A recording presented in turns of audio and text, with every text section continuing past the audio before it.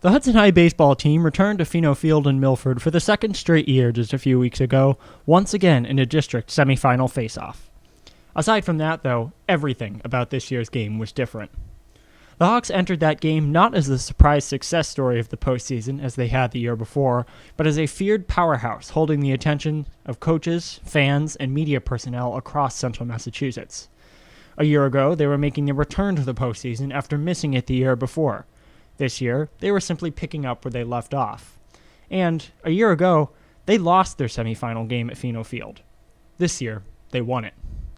The Hawks would ultimately lose their next game in the district finals, but in the grand scheme of things, players and coaches alike are reflecting on the season with pride in their program's progression. We start with pitcher Tim Person. Yeah, I think, definitely obviously where we finished, it's not where any of us, thought we could have gone or wanted to finish. I think there's definitely a lot of positives to take out of the season. We talked a lot about the bond that we had as a team and how tight-knit we were.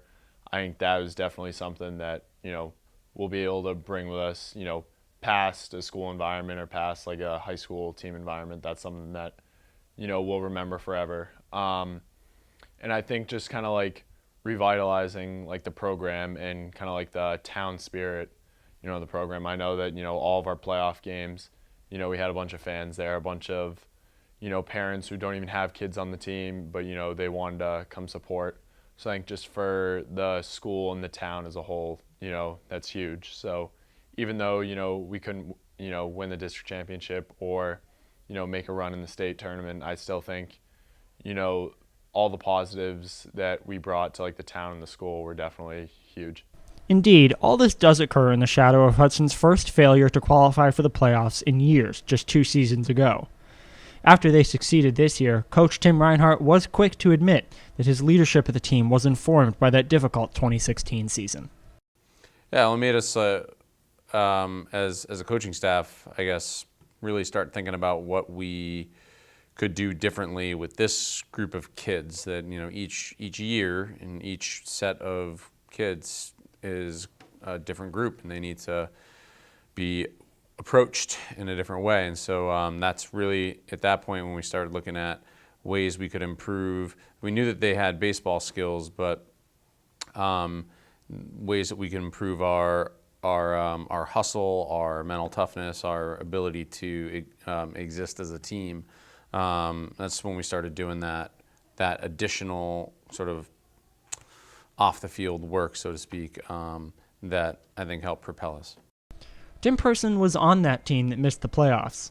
Likewise, he has grown with the rebuilding program to become one of its top 2 pitchers. In reflecting on his dominance from the mound this spring, he diverted much credit to the play of his fielders behind him.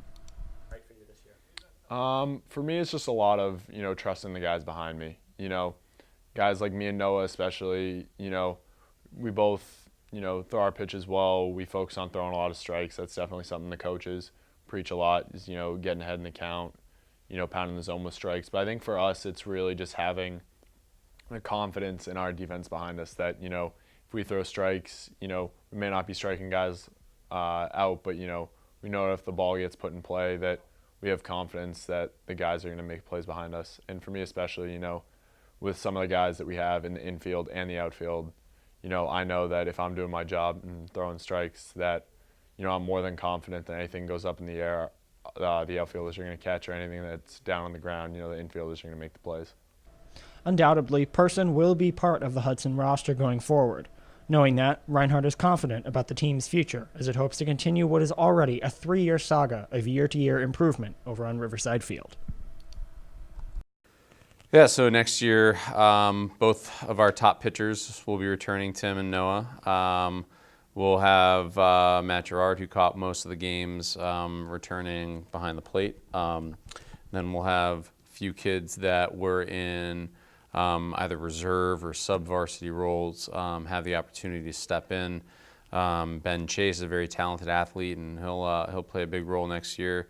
Chris Lennox and Anthony Carlman, junior and sophomore respectively, that project to be big players.